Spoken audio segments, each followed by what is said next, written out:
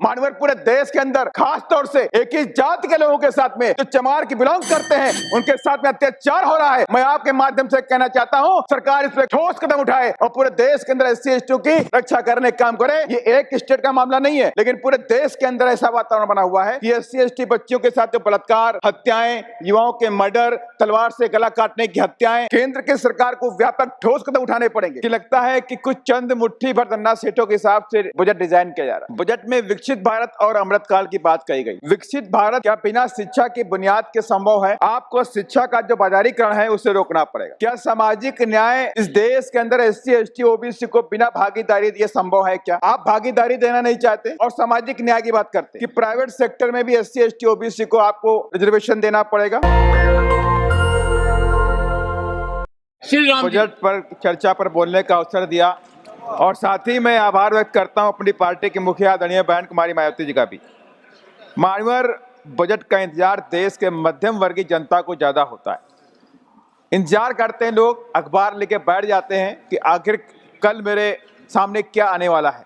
लोग सोचते हैं कि आटा, दाल, चावल, किताबें, गैस, पेट्रोल, डीजल, खाद, बीज, इस सब के दाम कम होने वाले, लोग खुशी मनाने वाले होते हैं। लेकिन जब अखबार पढ़ते हैं तो उन्हें दुख होता है कि कुछ भी तो ऐसा नहीं हुआ। मानवर, मैं आपसे कहना चाहता हूं कि लगता है कि कुछ चंद मुट्ठी भर धन्ना सेठों के हिसाब से बजट डिजाइन किया जा रहा है। जनता के हिसाब से बजट डिजाइन करिए, ये मेरा आपसे रिक्वेस्ट भी है। साथ ही बजट में विकसित भारत और अमृतकाल की बात कही गई और साथ ही ये कहा गया विकसित भारत के लिए 9 प्रायोरिटीज के हिसाब से उसमें कृषि, सामाजिक न्याय को लेकर बात कही गई। अच्छी बात है, कृषि को लेकर आप चिंतित हैं। मानवर, मैं आपसे कहना चाहता हूं विकसित भारत क्या बिना शिक्षा की बुनियाद के संभव है? विकसित भारत बिना शिक्षा की बुनियाद के संभव नहीं हो सकता। आपको शिक्षा का जो बाजारीकरण है उसे रोकना पड़ेगा। आपको शिक्षा इस देश के हर तबके को देना पड़ेगा, चाहे वो गरीब है उसे भी देना पड़ेगा।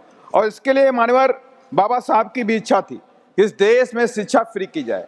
और यहाँ तक कि महात्मा ज्योतिबा फूले जो सामाजिक परिवर्तन के महानायक भी हैं, इस देश में शूद्रों के शिक्षा के जनक भी कहलाते हैं। उन्होंने 1882 में हंटर कमीशन के सामने कहा कि मैं चाहता हूं इस देश में एजुकेशन फ्री हो, फ्री एजुकेशन फॉर ऑल की सिफारिश महात्मा ज्योतिबा फूले ने करी।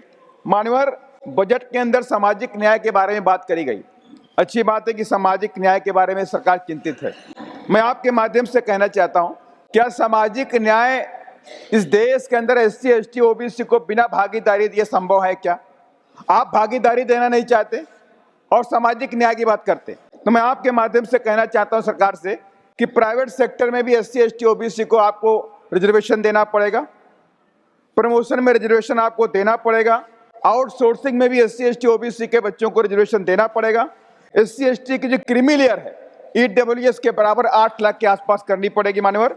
और साथ ही अभी कई साथियों ने कर्नाटक की सरकार और कई, हम उसमें नहीं जाना चाहते, लेकिन ऐसी न्यूज भी आई है कि मध्य प्रदेश में भी एससी एसटी के फंड को ट्रांसफर किया गया, कर्नाटक में भी किया गया। इससे पहले दिल्ली की सरकार ने भी कॉमनवेल्थ में एससी एसटी के फंड को ट्रांसफर करने का काम किया था। मैं आपके माध्यम से माननीय फाइनेंस मिनिस्टर से रिक्वेस्ट करना चाहता हूं कि ऐसा प्रावधान लेकर के आए जो एससी एसटी का जो फंड है, जो उनके डेवलपमेंट के लिए खर्च होना है, शिक्षा को लेकर खर्च होना है, स्कॉलरशिप को लेकर खर्च करना है, उनके रोजगार देने के लिए खर्च करना है, अल्टीमेटली उनके विकास के लिए खर्च करना है, वो पैसा उन्हीं के मद में खर्च किया जाए, उस पैसे कहीं और ट्रांसफर न किया जाए मानवर। साथ ही मानवर, मैं आपसे एक बात कहता हूँ, आप तो फार्मर लाइन से जुड़े हुए हैं, मैं भी एक फार्मर हूँ। इस देश के अंदर कृषि क्षेत्र में आपने किसान सम्मान निधि देने का काम किया, एक अच्छी बात है। लेकिन मानवर, मैं आपसे कहना चाहता हूँ, रिक्वेस्ट है कि कृषि क्षेत्र में हम किसान जो मजदूर होता है, कृषि मजदूर, खेतिहर मजदूर कहते हैं, उनकी तरफ हमारा ध्यान नहीं जाता। वो 200-300 रुपए के दिहाड़ी पे काम करते हैं, परिवार चलाते हैं और जो शुरुआत की जो फसल का जो काम होता है, बुआई का काम होता है तब मिलता है, कटाई के टाइम तब मिलता है, बाकी टाइम पे काम नहीं मिलता उनको। तो उनके लिए सरकार सोचे कि जो लोग भरी दोपहरी में फसल बोते हैं, भरी दोपहरी में पेस्टिसाइड का छिड़काव करते हैं, जो लोग फसल काटते हैं, मंडी तक पहुंचाते हैं, वो उनका जीवन कष्टों से भरा हुआ है, उनके कष्टों को दूर करना पड़ेगा। हमें खेतिहर मजदूर जो कृषि मजदूर है उसे भी सम्मान निधि देने का भी काम करना पड़ेगा। मान्यवर, एक आपसे और रिक्वेस्ट है कि हम स्पेशल इकोनॉमिक जोन बनाते हैं बड़े बड़े उद्योग धंधों को स्थापित करने के लिए, लेकिन वीकर सेक्शन जो है वो मजदूरी पर डिपेंड करता है। वीकर सेक्शन के लिए भी हमें प्रावधान करना पड़ेगा कि हमें वीकर सेक्शन एग्रीकल्चर जो बनाने पड़ेंगे और उनके लिए हम जमीनों के पट्टे दें ताकि वो लोग अपने पैरों पे खड़े होकर के वहां पे खेती बाड़ी कर सकें। मान्यवर, आपके माध्यम से एक लास्ट पॉइंट मैं कहना चाहता हूं। सरकार ने अमृतकाल का बात रखी है, लेकिन अमृतकाल की बात अच्छी लगी, लेकिन उसके लिए आपको स्पेशल प्रावधान भी करने पड़े। आज पूरे देश के अंदर SC ST OBC के ऊपर, SC ST पे खास पर अत्याचार होता है, उनकी बच्चियों के साथ बलात्कार होता है, उनकी हत्याएं की जा रही हैं। ये एक स्टेट का मामला नहीं है कि मैं किसी एक गवर्नमेंट को ब्लेम करूं, लेकिन पूरे देश के अंदर ऐसा वातावरण बना हुआ है। केंद्र की सरकार को व्यापक ठोस कदम उठाने पड़ेंगे कि SC ST बच्चियों के साथ जो बलात्कार, हत्याएं, युवाओं के मर्डर, तलवार से गला काटने की हत्याएं, ये तमाम ऐसी देखने को मिली। मैं अभी बिहार में गया था, देख के दंग रह गया मानवर। फतुहा के अंदर एक वीरेंद्र रविदास की हत्या कर दी गई।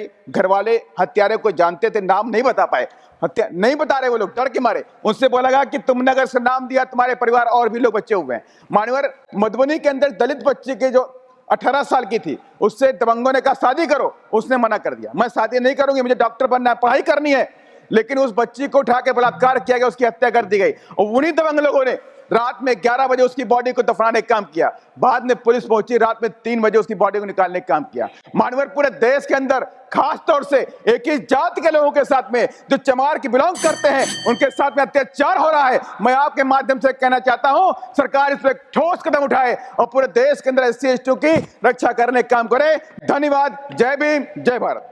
नेशनल दस्तक की आपसे गुजारिश है कि अगर इसको बचाना चाहते हैं तो नेशनल दस्तक को सब्सक्राइब करने के लिए रेड कलर के सब्सक्राइब बटन को दबाएं, फिर बेल आइकन की घंटी दबाएं। नेशनल दस्तक को बचाने के लिए बहुत जरूरी है कि हर खबर को शेयर करें, लाइक करें, कमेंट जरूर करें।